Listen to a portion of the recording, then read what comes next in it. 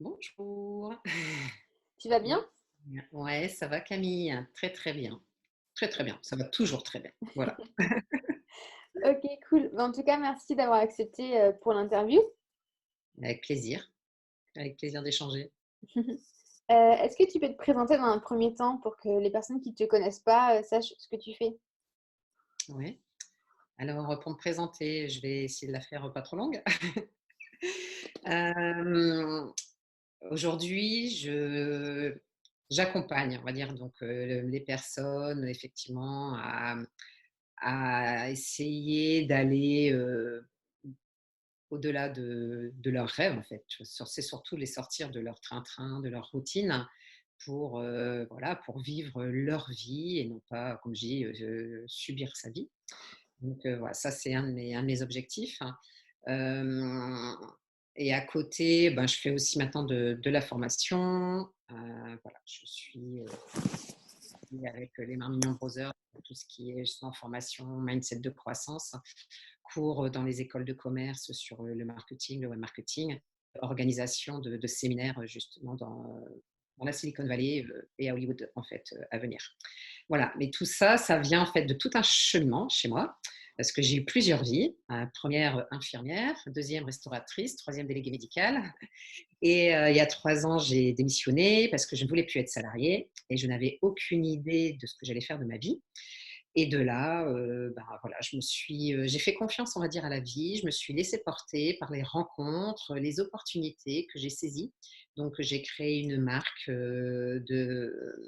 éthique de housse, sacoche, d'ordinateur petite maroquinerie en liège de couleur. Et donc, c'est là que j'ai découvert tout l'univers du web marketing qui m'a fait avancer, cheminer, écrire un premier livre, fait la moitié du chemin pour décoder le web marketing, un deuxième livre sur la reconversion professionnelle, c'est donc reconversion, oser l'autre moitié du chemin, et voilà, me faire avancer jusqu'à ce que j'arrive vraiment à trouver la chose qui me fasse, on va dire, vibrer pour, pour travailler sans avoir l'impression de travailler. Voilà, moi, c'était vraiment ce que je cherchais, c'est, je veux vivre une vie épanouie jusqu'à la fin des jours.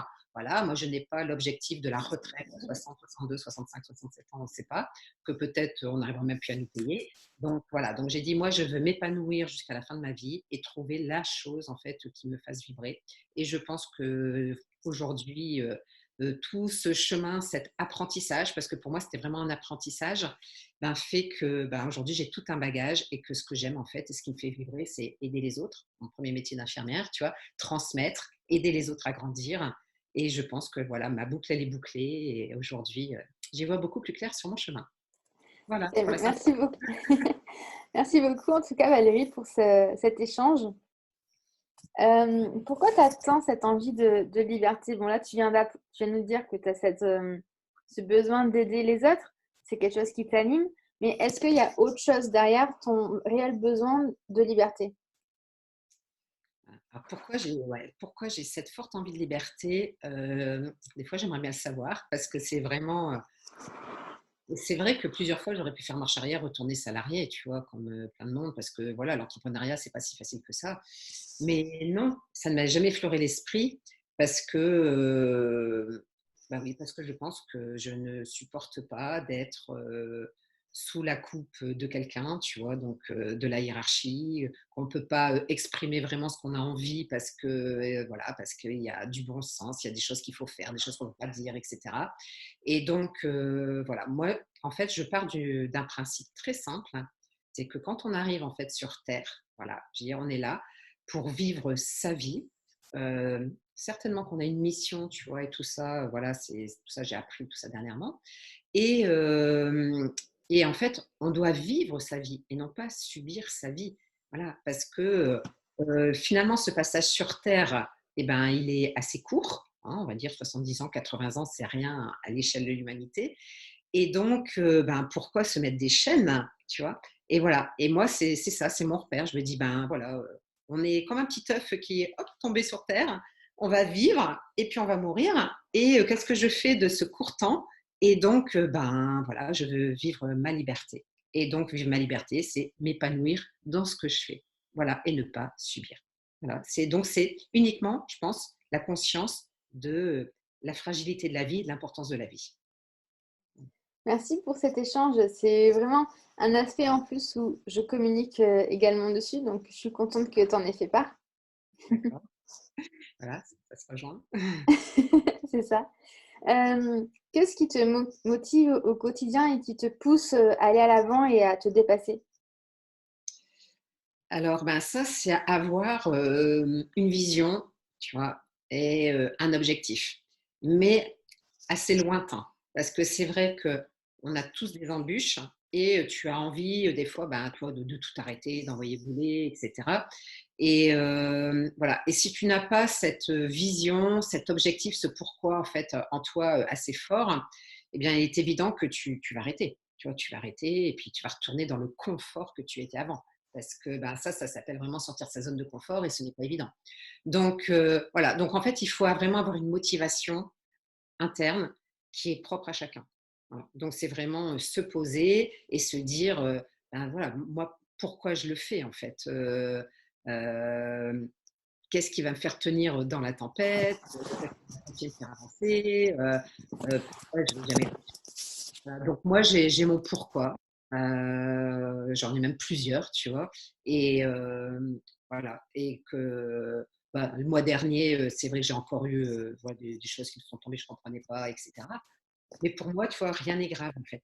Parce que je suis, voilà, dans un naturel optimiste, parce que je crois en moi, je crois en ma vie, je crois en mes projets, je crois en l'avenir et donc n'importe quel caillou qui se posera sur mon chemin, eh ben, un problème, une solution.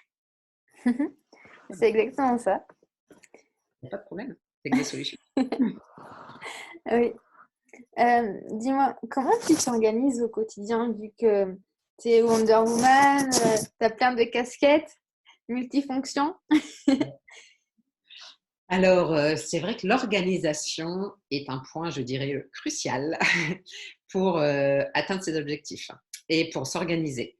Donc, je dirais la base de la base, pour être productif, demain, parce que chaque jour se reproduit, n'est-ce pas?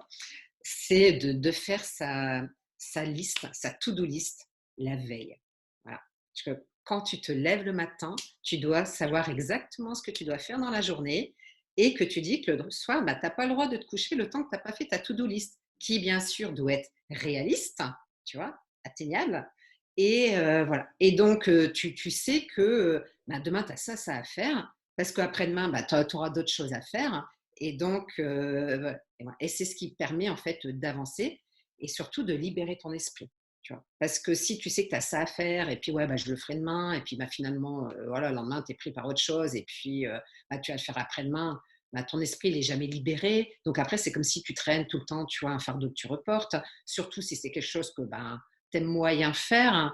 Donc voilà, donc dans l'organisation, c'est faire sa liste pour le lendemain, faire en premier tout ce qu'on n'aime pas faire, tu vois, en début de journée. Comme ça, tu libères ton esprit. Et puis, si tu écris pas ce que tu veux faire, eh ben, tu vas être happé par un mail, par un coup de fil, par un truc, par un machin, etc. Et tu auras toujours 10 bonnes raisons de ne pas l'avoir fait. Tandis que si tu te dis, voilà, ben, demain, il faut que je fasse ça, eh ben, je te jure que tu vas arriver à le caser dans ton emploi du temps. Tandis que si tu ne le marques pas, eh ben, il n'arrivera pas à rentrer dans ton emploi du temps. Donc, voilà, tu vois, le truc de l'organisation, c'est ça, je pense, tu vois, vraiment pour être productive au quotidien. Et sinon, un autre truc, ben, je dirais, c'est vraiment quand même, voilà, faites pas 36 choses à la fois. Et c'est vrai, moi, des fois, je dis, j'en fais un peu trop. Donc, il faut savoir dire non, des fois. Et donc, moi, des fois, je mets un projet un peu en stand-by. Et si on me dit, bah oui, mais Valérie, eh ben, c'est non. Voilà, parce que je ne peux pas tout faire. Voilà, j'ai priorité. C'est vrai que quand j'ai écrit mon livre, eh ben, j'ai des choses qui ont été mises en attente. Et en fait, il ne faut pas culpabiliser parce qu'on ne peut pas tout faire. Voilà, donc c'est priorité sur un projet à la fois, mettons, ou deux, et comme ça, ben, on avance. Mais ben, c'est vrai que si on fait trop de choses en même temps, ben, en fait, on fait tout à moitié, et puis ben, tu vois, c'est pas rentable, c'est pas profitable. Voilà, même moi, je le constate, hein, même dans mes trucs. Là, j'ai des choses, je me dis, mais attends, voilà, là, j'ai un truc qui est super, et en fait, je l'exploite pas à fond, alors que, tu vois, je pourrais le rentabiliser beaucoup mieux. Mais ouais, mais c'est parce qu'à côté, ben, j'ai ça et ça. Quoi. Donc, voilà. Donc, sinon, ben, apprenez à déléguer. Voilà, si on a les moyens de déléguer, utilisez la délégation. Voilà, et vous êtes chef d'orchestre de plusieurs projets en même temps. Et comme ça se passe super bien. D'accord, merci beaucoup en tout cas pour ton retour et ton explication à travers les to-do list qui est très intéressante. Ouais. Euh, Si tu avais le toi il y a 10 ans, quels seraient les 3 conseils que tu lui donnerais pour arriver au stade où tu en es aujourd'hui? Alors, donc si je remonte 10 ans en arrière et que j'étais la fille d'aujourd'hui, c'est ça? Oui, c'est ça. Après, c'est 10 Euh, ans, mais ça peut être plus parce que comme ça va dépendre de ton parcours. Mais admettons, avant que tu entrepreneur vraiment rien, quand tu étais, au stade où tu n'avais monté aucun projet, tu étais encore dans le salariat. Je ne sais pas si c'était il y a 10 ans ou si c'était il y a ouais, plus longtemps. ouais, il y a 10 ans, j'étais dans le salariat. Ouais. Il y a 10 ans, c'était quoi, en 2010? Ouais, j'étais dedans, ouais, c'est ça. Eh bien, je n'aurais pas fait les choses comme j'ai fait là, c'est clair. Parce qu'aujourd'hui, je sais, j'ai appris tellement de choses, hein, voilà, mais parce que je me suis formée, parce que j'ai investi pour me former. Et donc, en fait, je prendrais des centaines de raccourcis, tu vois, pour justement savoir qu'est-ce que je voulais faire. Je n'aurais peut-être pas démissionné parce que en parallèle, j'aurais déjà commencé à monter certains projets qui auraient pu être rémunérateurs, tu vois, tout en gardant mon job. Voilà. Notamment, tu vois, pour pouvoir faire des prêts, le truc tout bête. Mais voilà, quand tu n'as plus, de CDI, tu ne peux plus faire de crédit. Quand tu es entrepreneur, que tu n'as pas encore de bilan, tu ne peux pas faire de crédit. Et donc après, tu apprends des choses et que ça aurait été bien de faire des crédits, mais non, mais tu ne peux pas, donc tu es bloqué.